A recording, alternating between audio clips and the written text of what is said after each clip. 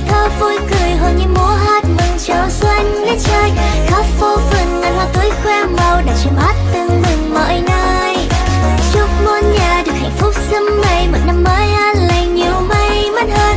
Xuân chan hòa và độ ấm nồng đầy, Tết yên vui chúc nhau nụ cười. Về nhà với mẹ với ba, với ông với bà cùng quay quần ngồi hát ca la la.